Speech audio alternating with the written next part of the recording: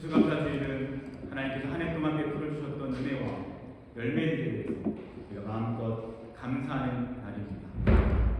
여러분, 오늘날은요, 교회 안에서 감사가 강조되고 감사하라는 그 말씀에 의해서 많은 사람들이 감사하지만, 오늘 우리가 살아가고 있는 이 현대사회에서는요, 교회만이 아니라 세상에서도 널리 감사가 얼마나 중요한지에 대해서 많은 이야기들이 오고 가고 있습니다. 대표적으로요, 요즘에는 정신적인 또는 내면의 상처와 치료가 필요한 사람들은 병원에 가거나 어떤 치료 기간을 가게 되면 꼭 추천해 주는 것 중에 한 가지가 바로 감사일기 또는 감사의 고백을 해보라는 것입니다. 왜냐? 그러한 감사에 대한 의도적인 고백이 그 한 사람의 마음을 치유하고 회복시키는데 많은 도움이 되기 때문입니다. 실제로요, 우리가 스트레스를 받게 되면요, 우리의 뇌 속에는 노르아드레날린이라고 하는 것이 분비되는 겁니다. 그러면 그것이 독성을 가지고 있기 때문에 우리의 마음과 우리의 내면을 병들게 합니다. 그것이 만병의 근원이 되는 것입니다. 그래서 우리가 잘 알듯이 스트레스는 그렇게 우리에게 위험한 요소입니다. 근데 반대로 우리가 감사를 고백하게 되면, 우리가 의도적인 감사를 말하고 감사를 적고 감사를 표현하게 되면 메타 엔돌핀이라는 것이 발생하게 되는데요, 그것이 우리의 마음에 안정감을 주고 우리의 마음에 평안을 주고 심지어는 그 마음의 아픔을 치유하는 실질적인 효과가 있다. 그래서 오늘날 우리가 살고 있는 이 사회에서는요, 불평하고 원망하는 말보다는 감사하는 말을 해야 한다는 것을 함께 강조하고 있습니다. 그리고 하나님께서는 성경 가운데서 끊임없이 감사에 대해서 말씀하십니다. 감사하라, 감사하라, 여호와께 감사하라, 선하신 하나님께 감사하라, 감사하라고 명령하십니다. 오늘 우리는 추수감사주일을 맞이해서 또한 감사하라는 그 하나님의 말씀 앞에 섰습니다. 그런데요, 하나님께서 우리에게 감사라고 하시는 말씀을 하시는 이유는 그것이 하나님께 영광이 되고 하나님께 기쁨이 되기 때문에도 맞지만, 동시에 그 감사가 저와 여러분에게 유익이 되기 때문입니다. 그것이 저와 여러분에게 기쁨이 되고 치유가 되고 저와 여러분의 회복이 되기 때문입니다. 오늘 추수감사주일날 저와 여러분의 심령 가운데 풍성한 감사의 고백이 하나님 앞에 드려질 수 있기를 축복합니다. 여러분, 우리는 한 해를 돌아보면서 참 감사한 일들이 많다는 것을 확인하게 됩니다. 또한 동시에 우리는 한 해를 돌아보면서 감사하기 힘든 일도 있다는 것을 발견하게 됩니다. 근데 여기서 한 가지의 어려움이 있습니다. 왜냐? 성경은 우리에게 감사라고 명령하면서 감사할 수 있는 일들만을 감사하는 것이 아니라 범사에 감사라고 말씀하시기 때문입니다. 여러분, 너무 힘들지 않습니까? 듣기만 해도 부담이 되죠. 우리가 마땅히 감사할 수 있는 일들에 대해서는요, 감사하는 건 어렵지 않습니다. 그런데 성경은 그러한 감사뿐만 아니라 감사하기 힘든 일들, 한 해 동안 우리를 고통스럽게 했던 일들, 우리가 상처받았던 사건, 나를 괴롭혔던 인간, 여러 가지 어려움에 대해서도 감사라고 명명한다는 것입니다. 이것이 저와 여러분이 가지는 하나의 딜레마입니다. 여러분, 빌립보 교회 성도들도 마찬가지였습니다.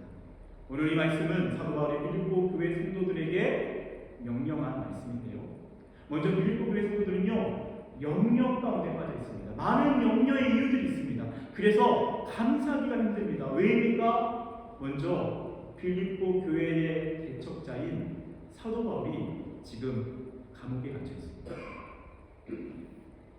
성도들 마음이 얼마나 가슴 아픕니까? 예를 들어서요, 우리 파리 연합교회를 개척하신 우리 장로님과 권사님이 계시죠. 만약에 장로님과 권사님이 복음을 전하시다가 감옥에 갇히셨다, 그러한 이야기를 우리가 듣게 된다면요, 우리 성도들이 얼마나 가슴 아플까요? 얼마나 속상할까요? 얼마나 두려울까요?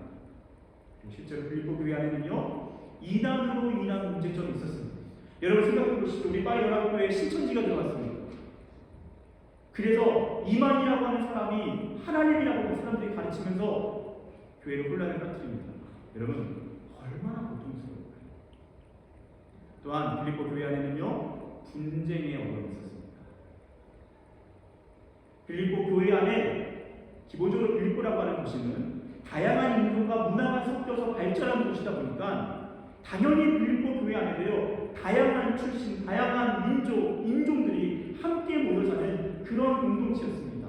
그러다 보니까 자연스럽게 나중에는 분파가 발생했고요, 서로가 편이 나눠져서 싸우기 시작했습니다.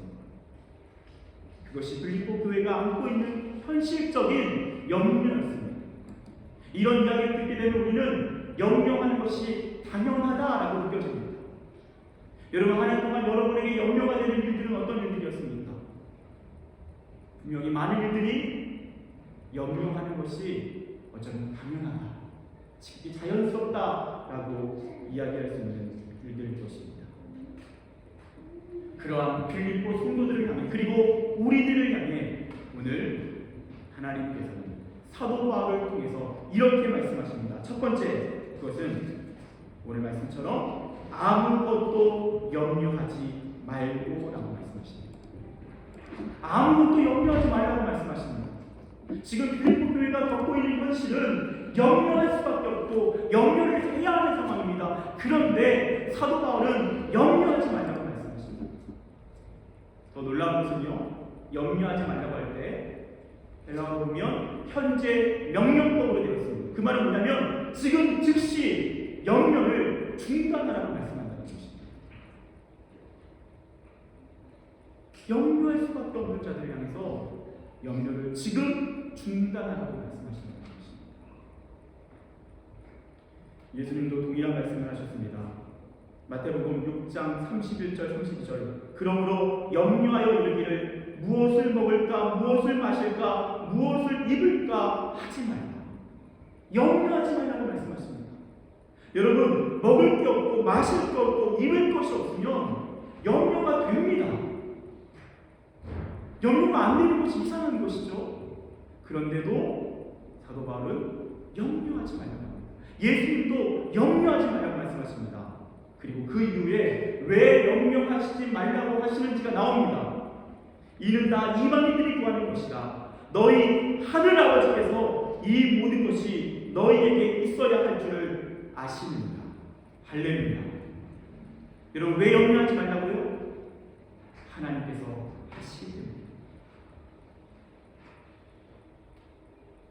하나님께서 저와 여러분이 어떤 일들로 염려하고 어떤 상황이 있고 어떤 어려움이 있는지 아시기 때문입니다. 그리고 아실 뿐만 아니라 아시는 아버지가 자식에게 반드시 필요한 것을 입혀주고 먹여주고 채워주는 것처럼 하나님 아버지께서 책임져 주실 것이기 때문입니다. 그래서 염려하지 말라고 말씀합니다.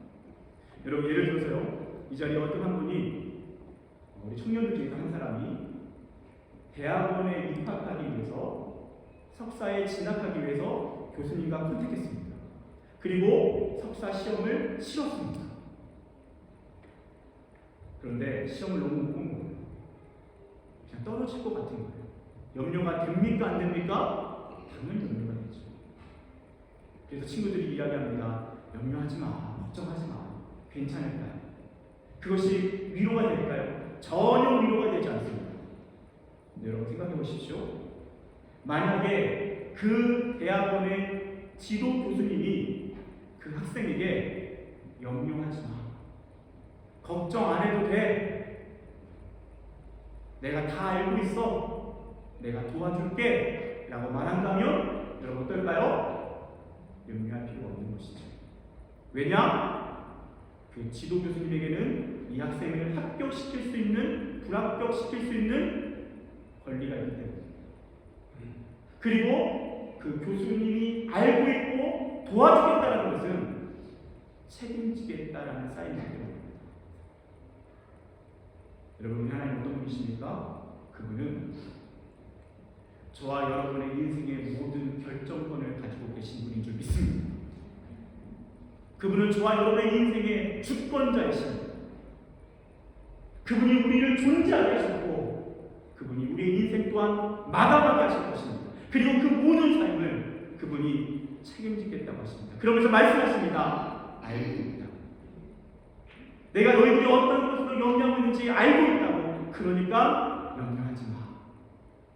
걱정하지 않아도 돼. 내가 도와줄 거야. 여러분, 오늘 한 해 동안의 염려의 이유들, 감사하기 힘들었던 이유들이 먼저 하나님의 말씀 앞에서 그 염려를 중단하게 되는 은혜가 있기를 축복합니다. 여러분, 이어서 사도 바울은 염려 가운데 빠져있는 성도들, 그래서 감사하기는커녕 힘겨움 가운데 빠져있는 성도들을 향해서 이어서 이렇게 말씀합니다. 다만 모든 일에 기도와 간구로 너희 구할 것을 감사하고 하나님께 아뢰라. 여러분, 핵심은 무엇입니까? 기도하라는 것입니다. 그런데 두 가지의 기도의 방식을 이야기합니다. 첫 번째는 기도와 간구를 하라고 이야기합니다. 여기서 기도라고 하는 단어는요, 하나님을 향한 우리의 모든 고백, 그 기도의 아주 총체적인 의미를 담고 있고요. 간구라는 것은요, 특별히 간구하는 기도를 이야기합니다. 우리의 어려움, 우리의 필요, 우리의 상황을 구체적으로 하나님께 말씀드리는 것입니다. 하나님, 이런 어려움이 있습니다. 도와주십시오. 하나님, 이런 어려움이 있고 이것이 필요합니다. 하나님, 채워주십시오. 구체적으로 간구하라고 하는 것입니다. 그리고 두 번째 기도하는 것은요, 감사하면서 아뢰라, 감사하면서 기도하라는 것입니다. 그러니까 간구 기도와 감사 기도를 함께 하라는 것입니다. 네, 여러분, 오늘 말씀에서 우리가 강조해서 말씀드릴 수 있는 것은 바로 감사 기도입니다. 왜냐? 우리는 이미 간구 기도를 대부분 하고 있기 때문입니다. 그리고 성경은 계속해서 반복적으로 간구 기도에 대해서는 자주 이야기합니다. 그런데 오늘 본문처럼 감사 기도하라는 내용은 이렇게 직접적으로 말씀하는 경우는 자주 등장하지 않습니다. 그런데 사도 바울은 빌립보 성도들을 향해서 간구하며 기도하되 동시에 감사하며 기도하라고 말씀합니다. 근데 문제는 지금 빌립보 성도들의 현실은 감사하기가 힘들다는 것입니다. 그런데 사도 바울은 감사하면서 기도하라고 말씀합니다. 여러분, 어떻게 감사하기 힘든데 감사 기도를 할 수 있을까요? 왜 사도 바울은 감사가 불가능한 빌립보 성도들에게 감사라고 이야기할까요? 그 이유는 오늘 말씀 속에 숨어 있습니다. 그 이유는 모든 지각 위에 태어난 하나님께서 우리의 염려가 평강이 되게 하실 것이라고 약속하시기 때문입니다. 여러분, 하나님 어떤 분이십니까? 그분은 모든 지각 위에 뛰어나신 분이십니다. 그분이 먼저 말씀하십니다. 염려하지 마라. 그리고 이렇게 말씀하십니다. 너의 염려가 평강이 될 것이다. 하나님께서 저와 여러분에게 그렇게 약속하시기 때문입니다. 여러분, 오늘 말씀의 제목은 주보를 보시는 분은 아시겠지만 다음과 같습니다. 사건보다 중요한 것은 사건에 대한 감사입니다.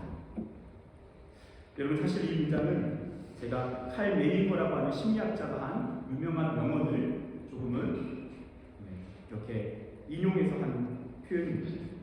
칼 메이거라고 하는 심리학자는요, 먼저 이렇게 얘기했습니다. 사건보다 중요한 것은 사건에 대한 해석입니다. 너무나도 중요한 말이죠. 사건보다 중요한 것은 사건에 대한 해석입니다. 여러분, 정말 그렇지 않습니까? 어떤 사람이 아주 누가 봐도 부러울 만한 감사한 일들이 생겼습니다. 그런데 그것을 감사로 해석하지 않고 감사로 받아들이지 않고 그냥 당연한 것으로 해석해버린다면 여러분, 그것은 결국엔 감사가 아니게 됩니다.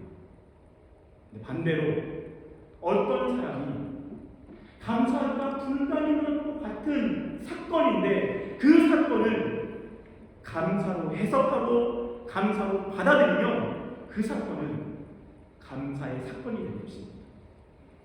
여러분 기억하십시오. 인생은 사건 중심이 아닙니다. 인생은 해석 중심입니다. 우리가 인생을 어떻게 해석하느냐가 그 인생을 결정합니다. 그 인생에 어떤 일이 있었느냐보다도 그 있었던 일을 어떻게 해석하느냐, 그것이 그 인생을 완전히 새로운 인생으로 변화시킵니다. 그리고 그 해석이 그 인생을 결정합니다. 여러분 성경은요, 우리 삶 가운데 다양한 어려움과 고난이 있을 수 있다고 이야기합니다. 그런데 그 사건을 믿음으로 해석하라고 했습니다. 그리고 그 사건 안에 모든 지각 위에 뛰어나신 하나님이 함께 하신다고 말씀하십니다. 그래서 그분께서 그 영녀의 상황을 평강으로 바꾸시겠다고 약속하십니다. 그래서 어떻게 하라고요? 그 사건을 믿음으로 해석해서 감사한 사건으로 받아들이라는 것입니다. 그러면요, 그 사건이 감사하기 힘든 사건이었지만 그 감사라는 해석을 통해 실제로는 감사의 사건으로 우리의 삶에 열매 맺게 된다는 것입니다. 저와 여러분의 인생 가운데 바로 그러한 감사의 능력이 나타날 수 있기를 축복합니다. 여러분 그렇기 때문에 실제로요, 감옥과 수동원에는요 공통점이 있습니다. 어떤 공통점이 있습니까? 세상으로부터 고립되어 있다는 공통점이 있습니다. 그리고 갇혀서 살아간다는 공통점이 있습니다. 그런데요, 만약에 이 감옥과 수동원에 똑같은 컨셉으로 느껴질 수 있지만 그 차이점이 무엇이냐고 한다면 정확한 차이점이 있습니다. 그것은 감옥에는요 불평이 가득하고 수도원은 감사가 가득하다는 것입니다. 그렇기 때문에 어떤 사람이 지금 감옥에 있느냐 수도원에 있느냐보다 더 중요한 것은 내가 불평하느냐 감사하느냐, 바로 그런 고백에 따라서요 어떤 사람은 감옥에 있지만 수도원을 경험할 수 있습니다.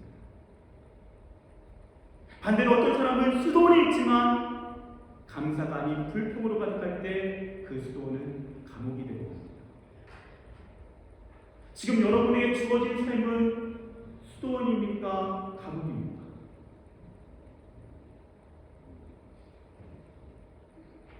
그것은 저와 여러분이 어떻게 삶을 해석하느냐에 따라 달려있다는 것입니다.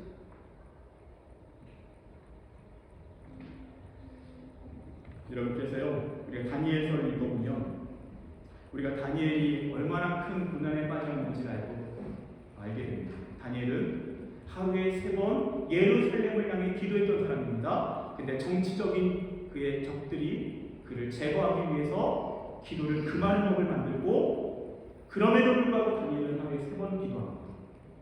분명히 기도하면 사자굴에 던져진다고 이야기했지만 그냥 기도합니다. 기도하면서 기도하는 것이 전부가 아니라 다니엘서 6장 10절에 보면 이렇게 되어 있습니다.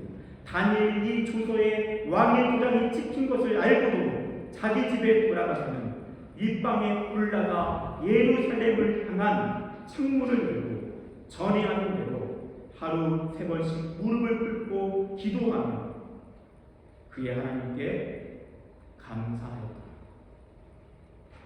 여러분, 우리는 다니엘이 하루에 3번 계속해서 기도했다라는 것을 알고 있습니다. 근데 어떻게 기도했다고요? 감사하면서 기도했다. 여러분 궁금하지 않습니까? 도대체 무엇에 대해서 감사했을까요? 지금 그 기도라고 하는 선택이 그를 사자굴에 던져놓게 되는데 도대체 무엇이 감사할까요? 다니엘의 마음은 다 헤아릴 수 없지만 분명히 한 가지, 그는 자신의 왕, 제국의 왕보다도 모든 지각 위에 뛰어나신 하나님, 그분을 신뢰했다는 것입니다. 그리고 그분은 나의 이 염려스러운 상황을 평강의 상황으로 바꾸실 수 있다는 것을 믿었다는 것입니다. 여러분, 예수님께서요, 우리가 오병이어의 기적을 일으키시는 장면을 우리가 함께 보게 되는데요, 예수님께서 보리떡 5개와 물고기 2마리를 손에 들고 계십니다. 지금 현실은 어떤 상황입니까? 5,000명이 넘는 사람들을 먹여야 합니다. 옆에 있는 제자들이요, 염려합니다. 아니, 이걸 어떻게 먹입니까, 예수님? 지금 이 말이 됩니까? 지금 떡 5개랑 물고기 2마리를 어떻게 먹이냐고요? 예수님께 염려를 쏟았습니다. 예수님 어떻게 하십니까? 무리를 명하여 잔디 위에 앉으십니다. 그리고 마태복음 14장 19절에 이렇게 하십니다. 떡 5개와 물고기 2마리를 가지사 하늘을 우러러 축사하시고. 여러분, 여기서 우리가 주목해야 하는 축사라고 하는 단어입니다. 축사라고 하는 단어의 뜻은요, 축복하셨다, 한 가지 더 감사하셨다는 것입니다. 예수님은 보리떡 5개와 물고기 2마리를 손에 가지시고 감사하셨습니다. 무엇이 감사하실까요? 눈앞에 계시는 염려입니다. 제자들은 염려하고 있고요, 5,000명이 넘는 사람들은 배고파서 하소연하고 있습니다. 예수님 거기서 그 물질을 축복하시고 감사하십니다. 왜입니까? 하나님은 염려의 상황을 평강의 상황으로 바꾸실 수 있는 분임을 믿기 때문입니다. 사랑하는 여러분, 오늘 우리는 추수감사주일을 맞이해서 하나님께 감사의 제목을 올려드리고 있습니다. 그래서 우리는 그 감사의 열매들을 주님께 올려드리는 것이 마땅합니다. 하지만 저를 포함해서 우리 모두는 감사하기 힘든 사건 또한 안고 있습니다. 2023년에 여전히 풀리지 않는 힘겨운 순간들, 고난의 여정들이 우리 가운데 이어지고 있습니다. 그래서 그것에 대해서는 감사하기가 힘듭니다. 그래서 그것은 따로 빼놓고 감사할 수 있는 일들만은 감사하기만 합니다. 여러분, 오늘 주님께서 저와 여러분에게 도전하십니다. 아무것도 염려하지 말고 다만 모든 일에 기도와 간구로 너희 구할 것을 감사함으로 하라. 그리하면 모든 지각에 뛰어나신 하나님의 평강이 그리스도 예수 안에서 너희 마음과 생각을 지키시리라. 이것이 하나님의 약속인 줄 믿습니다. 감사로 기도하는 것입니다. 그리고 감사로 기도할 때 그 하나님의 능력과 영광을 보게 될 것이라는 것입니다. 미국의 실업가 스탠리 템 박사라는 분이 계십니다.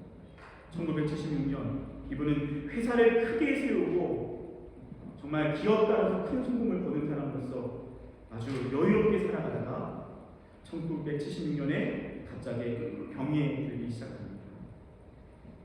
그가 받게 된 환정은 척추암 3기였습니다.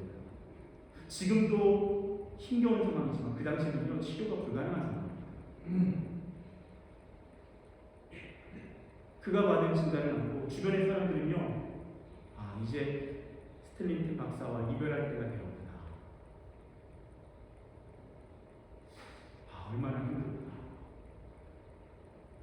그렇게 함께 가슴 아파하고 염려했습니다.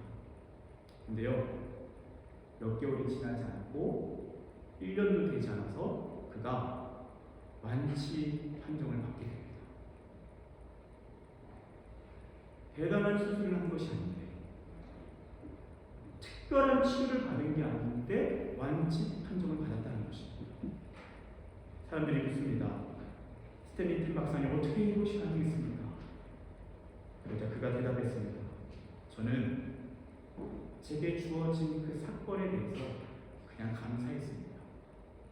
받아들였습니다. 하나님, 병들게 되게 하시고서 감사합니다. 하나님, 병들어 죽어도 감사합니다. 하지만 주님께서는 나를 고쳐주실 수 있다는 것을 인해 감사합니다. 살려주셔도 감사합니다. 그냥 죽으라고 하셔도 감사할 것입니다. 그래서 자신의 최고의 신앙의 노력을 담아 하나님 앞에 마음껏 감사했다는 것입니다. 하나님 치유해 주십시오. 그래서 치료해 주시면 감사할 것입니다. 하지만 감사하지 않아도, 나를 치료하지 않아도 하나님 감사할 것입니다. 하나님 감사합니다. 모든 것에 대해 감사합니다. 그는 자신의 그 사건 앞에서, 그의 그 두려운 사건 앞에서 감사를 선포합니다. 그리고 그 감사의 기도가 하나님 앞에 놀라운 기적으로 응답된 줄 믿습니다. 이런 말씀 마무리합니다. 우리 한 해를 마무리하며 추수감사주를 하나님 앞에 이 아름다운 열매를 올려드리고 있습니다. 여러분, 감사 열매도 있지만 감사하기 힘든 삶의 열매들도 있습니다. 그것은 우리가 재단 위에 올려놓지 못하죠. 썩어버린 열매들, 우리의 고난들, 우리 마음의 상처들, 그것들은 감사의 재단에 감히 올려드리지 못합니다. 하지만 하나님은 그것도 가지고 오라고 말씀하십니다. 그리고 그것에 대해서, 그 감사하기 힘든 사건에 대해서 모든 지각 위에 뛰어나신 하나님을 신뢰하며 감사한다.